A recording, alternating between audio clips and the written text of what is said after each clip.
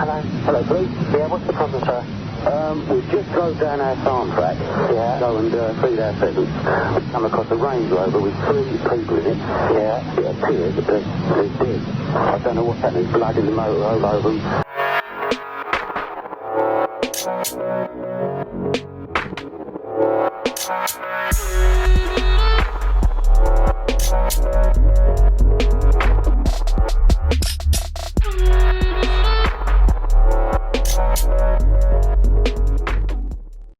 And welcome back to a new video on the Essex Boys case. As always, if you are enjoying the content, please do give the video a thumbs up.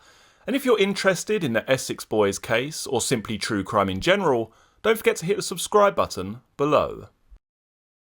Now, before I start this video, it's important for me to mention that the author does not seek to discredit any previous accounts or versions of events leading up to the gruesome murders. He merely offers an interesting alternative scenario to be considered.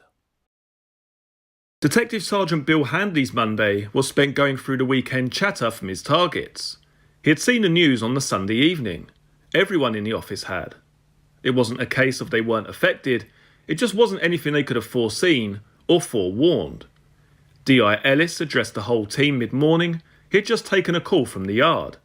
Maybe the manipulative minds were already seeing how it could be used to their advantage.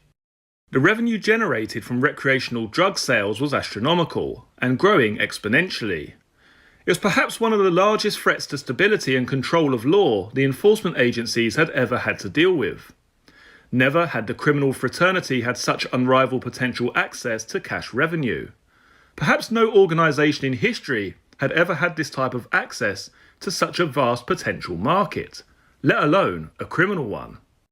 Acceptable recreational drugs had quickly absorbed a generation. If that generation became the next and they were still acceptable, where would it end? Everybody listen up. This thing going on in Basildon, or rather Latchington, which is a small village in Essex for the foreigners here, the girl is in a bad way. The press are in on it. You should have all seen it on the news, and I can tell you all the word from on high is she's fucked. Whatever hope the press hold out for her, the official word is not good. Now that information doesn't leave this room. Her old man is someone some of you may have come across, and he's a personal friend of people I report to. Now this is going to play out as a media frenzy over the next few days. We need to focus on the big picture and how everyone on our watch reacts. Bill, your boys are on point for this, and the word on high is they are squarely in the frame. You know it and I know it. So let's see how the other players react to it, and let's make what we do count. Now this kid isn't going to make it, and it's important that we put these bastards out of business. Let's not let her die for nothing. Let something good come out of the nightmare her family are going through. Remember, she could be anyone's kid. Maybe now some of these fucking lefty cunts will wake up and realise what a shit fucking mess this country's in. With that, D.I. Paul Ellis spun on his heels and retreated to his space. Bill looked around the room. The two sergeants met his gaze. Bale and Wright shrugged their shoulders. Nothing to add to Ellis's comments. It was time to go to work. The weekend had been a busy one for Tucker and his firm. It had ended with the top players having a boozy Sunday lunch, then a few of them partying for the rest of the night. The clubs had all been busy. The Christmas parties were now happening, so the midweek nights were filling up as well as the weekends. Running through the material he had on his desk, Bill made a note in the report. The issue of the gang's own method of transportation was now seriously on their agenda. The gang were even kicking the idea around of having another go at the outfit they'd robbed in Holland. Bill made another note in the file and marked it as important. The current batch of pills in circulation are most likely from the robbery, and not from the original supplier. They are considered by the group to be of superior strength. What Bill didn't know, at that moment Basildon CID were tracking down the security guys from the door at Raquel's nightclub. By the middle of the day on Monday, they had a fair idea of who had supplied the lad who had brought them to the home of the Betts family. Police and medical teams were exploring all avenues. The origin and makeup of the exact pill Leah Betts had consumed was of serious importance to the investigation. Was it a single rogue pill, a batch of rogue pills, or an unfortunate allergic reaction? The consumption of lots of pills by Leah was swiftly ruled out, and everyone was running with, she had taken only one. The condition of the girl was important, but equally important in the ensuing panic was, how many more of the killer pills might there be out there? The press was running the story, and it was on all the main news channels. All the obvious questions were raised. The real and serious risk to life for anyone and everyone who took ecstasy was rammed home hard, by every form of media available. The fear generated was real and on everyone's mind. Parents, grandparents, teachers, and most importantly the recreational drug users.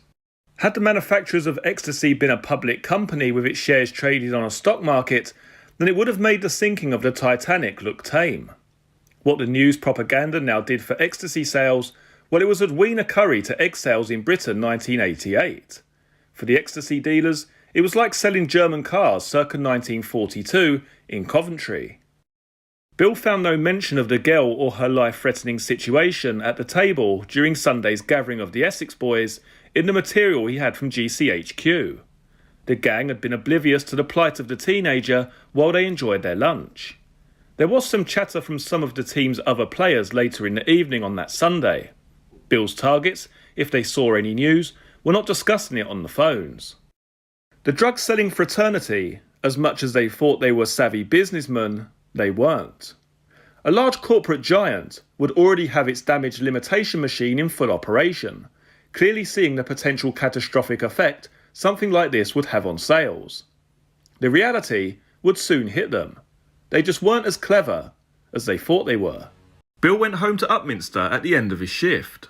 The news on every channel ran the story. Linda had kids.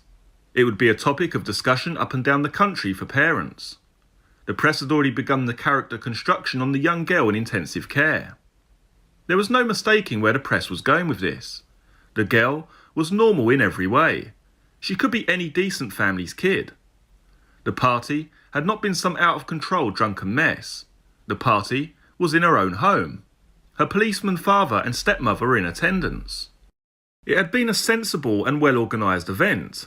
No reports of any gatecrashers. No drug-fueled morons had turned up. Someone hadn't spiked the girl's drink with a pile of illegal substances. She and a friend had willingly taken an ecstasy pill. Just teenagers experimenting, as they all do. The taking of the pill had been pre-planned. She was trying one of them for the first time. She was now 18. To her, it was maybe like trying alcohol for the first time, as she was now an adult. Everybody was taking them. This was the way of things back then. All her friends had tried them. There was no harm in them. They just made the night last longer and the music sound better. At least that was the sales pitch. Such was the acceptance and availability of the recreational drugs, it was inevitable so many would try them. There was no harm in them, and they didn't make you sick like vodka could. There was every reason to try the product and no reason not to. Everyone was taking them. No one was having to hard sell it. It was a pick-you-up, a good time pill. It was as far removed from drug use and drug addiction as Mickey Mouse was from Nazism. Leah Betts could be anyone's daughter. She was the daughter any good parent would want and be proud of. She was absolutely the victim here, and the evil spell she had fallen under was quickly becoming the spawn of Satan. If ever anything good comes from something bad, then this was a moment in time. The branch team were all in early the next morning. The data from the tech boys at GCHQ was available early. Everyone was eager to see what the ensuing chaos would shake out of the woodwork. The ramifications of the event would be sinking in, and the effects would surely start to take effect in the coming weeks. The team had closed up the previous night on a word from D.I. Ellis. He had summed it up for them. Okay, now most, in fact all of the major players out there have a lot invested in the recreational drug market. It is definitely the major source of revenue out there, from the kid selling a couple of pills to his mates, right up to the big importers. This will ripple right through to the top. Those who owe big or small will feel this in their pockets. Let's watch for the cracks and make it count. Bill worked through the material he had for the Monday. The gang's foot soldiers had more information for him to work with. They were running around like headless chickens. The head doorman at Raquel's had stepped up to try and settle things. The Essex boys' top bouncer from Raquel's was talking with the police investigators and trying to make some sense of the mess.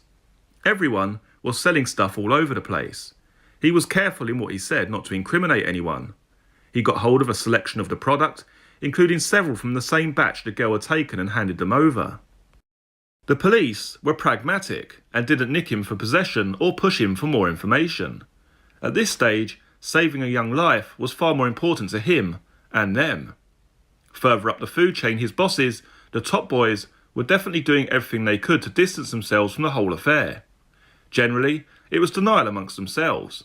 It went from blatant nothing to do with them onto she must have taken a handful and it was her own fault. It was anything but anything to do with them supplying killer ecstasy pills in their clubs. The pills were safe. She must have had a dodgy one, and it must have come from somewhere else. They had all had them, and there was nothing wrong with them. By the Wednesday, things were getting worse. The gang were arguing amongst themselves. Nobody was happy with the guy who had tried to help the police. He was no good. A grass, and everything else under the sun, according to Tate. Tony Tucker seemed to be getting his head around the potential downside for them. It was all starting to tell in conversations. He was already starting to look ahead and to damage limitation. Tucker was even heard to discuss the merits of cocaine with Craig Rolfe. They would have to look at pushing that business in the short term while the ecstasy mess was going on. Several of the guys who were holding a quantity of pills had made noises about returning them. Tate was dealing with them, his job as head of customer relations.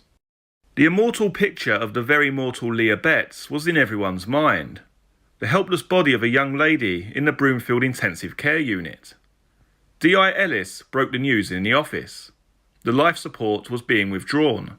Recovery hopeless, and everything hopeless for the family. You've been listening to the book Once Upon a Time in Essex. This book is available to purchase online at Amazon and other online book retailers. Many thanks for joining me for this video. Very shortly you'll be able to see some other videos from the channel, including the Essex Boys playlist, which has all of the videos concerning this case in one convenient folder. If you like this video, please do give it a thumbs up. If you're new to the channel, please consider subscribing. I look forward to seeing you all again in the next video. Take care. Cheers.